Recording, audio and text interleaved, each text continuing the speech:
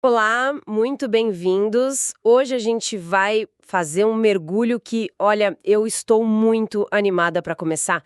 A nossa missão nesta análise detalhada é atuar como um verdadeiro atalho perfeito para conhecimento. É, um atalho para quem quer absorver um material denso, mas sem aquela sensação de peso, né? Transformando tudo em pílulas de sabedoria. Exatamente. O objetivo é que quem nos acompanha possa aprender de um jeito fácil de digerir, sem se sentir sobrecarregado.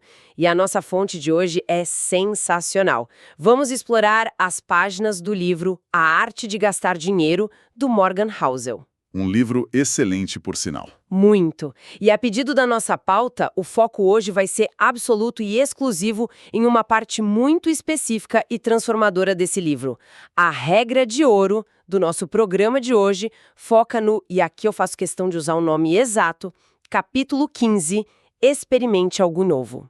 Bom, é um ótimo ponto de partida. E o objetivo central dessa nossa exploração de hoje é transmitir todo o conteúdo desse capítulo de forma tão detalhada, tão envolvente, que quem está nos ouvindo vai ter a exata sensação de ter lido essas páginas. Nossa, sim, como se estivesse com o livro na mão agora. Isso.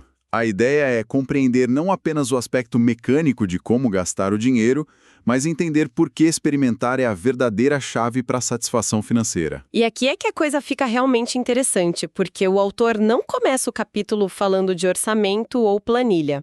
Ele puxa um fato surpreendente sobre gênios da ciência. É a história do Francis Crick e do Albert Einstein. Isso, o Crick, para quem não lembra, foi o cientista que descobriu a estrutura do DNA.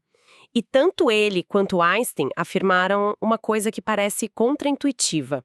Eles disseram que o segredo para ganhar um prêmio Nobel ou para ter um talento científico absurdo não é saber absolutamente tudo o que existe no mundo. Pelo contrário, o segredo, segundo eles, é saber o que ignorar. Exato. Saber o que ignorar no meio de milhares, talvez milhões de informações inúteis. E se a gente parar para pensar, vivemos numa era de excesso de informação, né? Totalmente. Então, essa habilidade de olhar para uma montanha de dados e dizer isso não importa é um superpoder. E o Housel faz uma ponte muito inteligente dessa ideia para os nossos hábitos diários. Ele usa uma analogia muito bacana com a leitura de livros. A estratégia do funil amplo e do filtro apertado, eu adorei essa parte. É libertadora, na verdade. A lógica é a seguinte: na hora de escolher o que ler, o ideal é começar o maior número possível de livros, de todos os gêneros que der vontade. Mas a grande sacada é terminar muito poucos. Exatamente. Ele defende que se um livro não te agrada nos primeiros 10 minutos, se a leitura simplesmente não flui, a pessoa deve abandonar o livro imediatamente. E o principal, sem culpa nenhuma. Sem culpa. E se conectarmos isso ao cenário maior, ao uso do dinheiro em si, a lógica é exatamente a mesma. Fica muito claro que, assim como com os livros, é impossível saber do que a gente vai gostar, até de fato testar, né? Perfeito.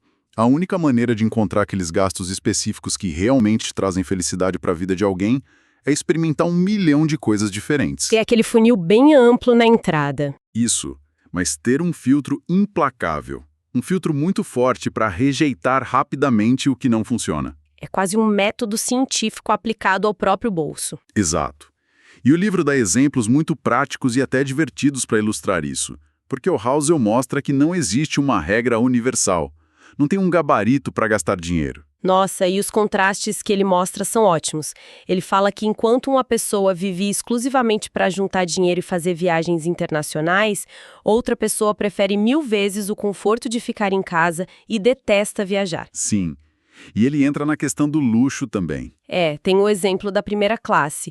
Enquanto alguém acha que pagar por um voo de primeira classe é um golpe, um absurdo financeiro, tem outra pessoa que simplesmente não entra num avião se for para viajar na classe econômica. E vemos isso na alimentação, nas roupas. Há quem ame restaurantes 5 estrelas com menus degustação caríssimos e há quem sinta muito mais alegria comendo uma pizza barata no bairro. Ele até menciona quem sinta alegria tendo mais de 500 pares de tênis no armário. O que mostra que a extravagância é totalmente subjetiva. Vamos desempacotar isso, porque tem um conselho de um especialista no meio do capítulo que amarra muito bem essa ideia. O autor cita o Ramit Sethi, que tem uma regra fantástica. A regra da extravagância seletiva.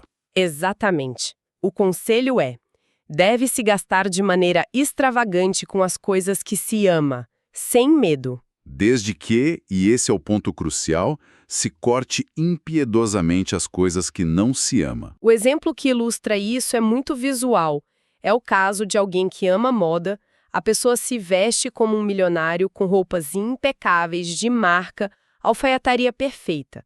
Mas essa mesma pessoa dirige o carro de alguém com sérias dificuldades financeiras, um carro caindo aos pedaços. Porque para essa pessoa o carro é só um pedaço de metal que vai do ponto A ao ponto B, não traz alegria nenhuma. Isso, ela noma roupas e não liga para carros. E a grande mandíbula desse capítulo 15, a mensagem central que ele morde e não solta, é justamente essa.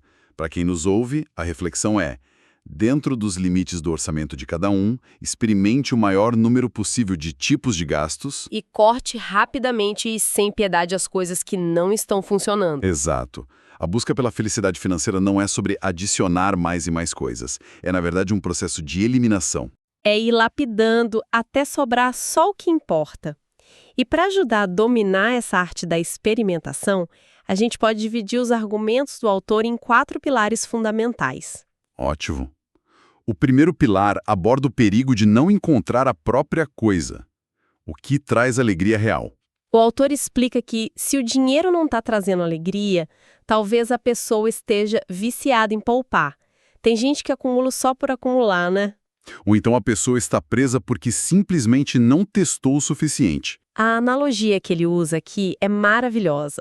Imagina encontrar alguém que vira e diz: eu odeio toda e qualquer comida. Impossível, né? Pois é. É óbvio para qualquer um que essa pessoa simplesmente não experimentou pratos suficientes. A culinária é vasta demais para não existir uma única coisa que agrade.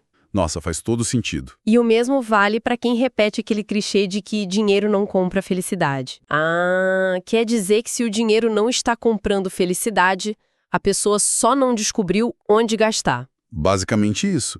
Ela não experimentou coisas diferentes o suficiente para descobrir o que realmente traz alegria para a vida dela. O que nos leva ao segundo pilar.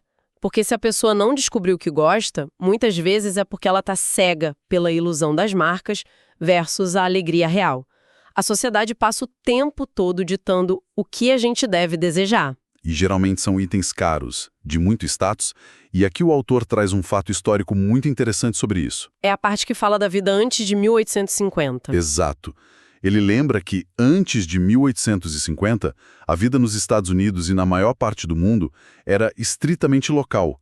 Não existiam marcas globais. O ferreiro era da sua rua, o sapateiro era o vizinho. Isso. A confiança estava na pessoa, não num logotipo. Hoje em dia, a marca surgiu para sinalizar consistência.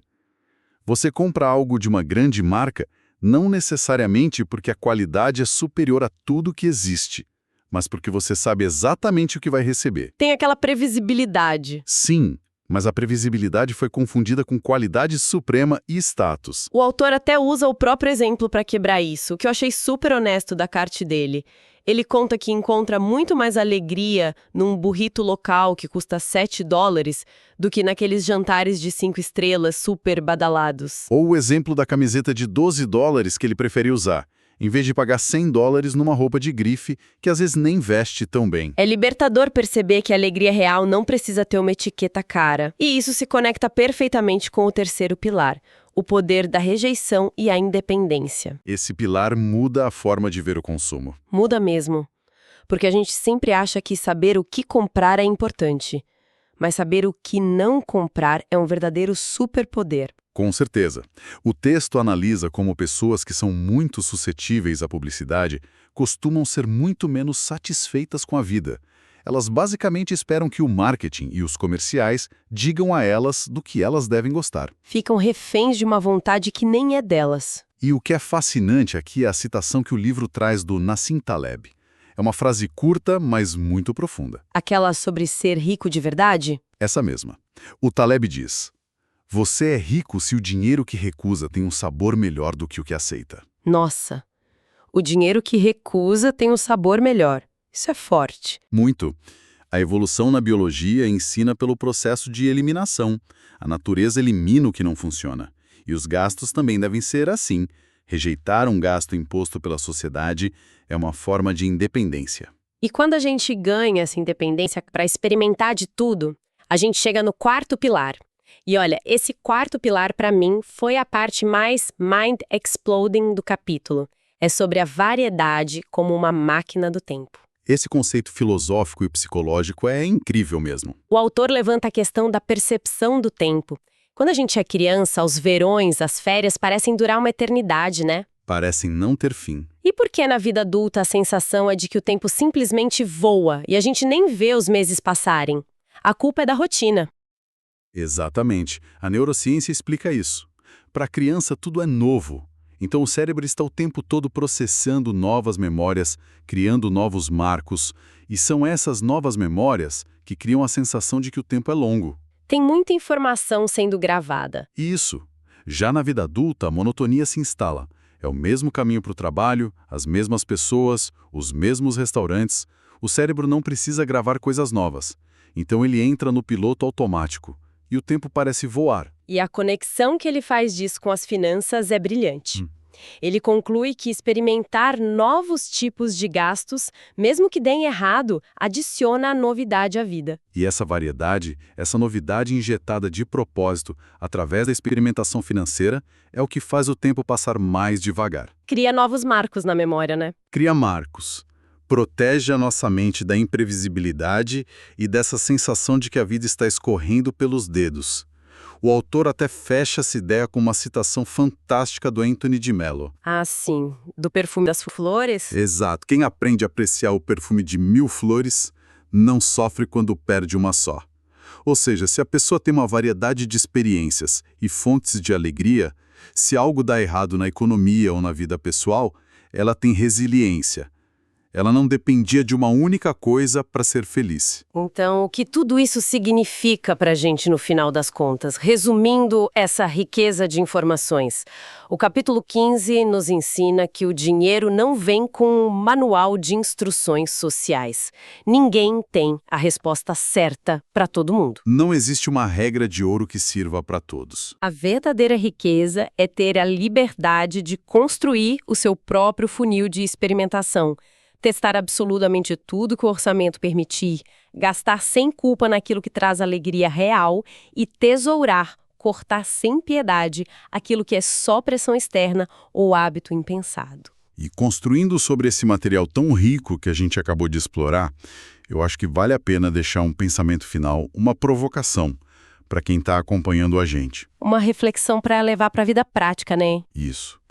Considerando que a rotina faz a vida passar muito rápido, e que a variedade faz o tempo desacelerar.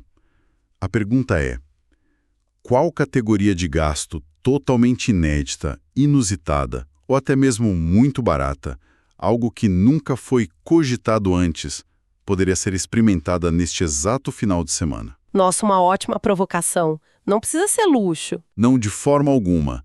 Pode ser comer algo diferente na esquina de casa, comprar uma revista de um assunto aleatório, ir a um lugar barato, mas desconhecido. O objetivo não é o status, mas o simples objetivo de esticar a percepção do tempo e criar uma memória completamente nova. É usar o dinheiro intencionalmente como uma ferramenta para viver mais. Que forma maravilhosa de encerrar. Eu agradeço demais a companhia de cada um nesta nossa exploração detalhada de hoje. Foi um papo excelente. Sem dúvida. O aprendizado contínuo traz uma alegria imensa e poder destrinchar essas ideias com tanta profundidade é um privilégio. Um abraço e até a nossa próxima análise.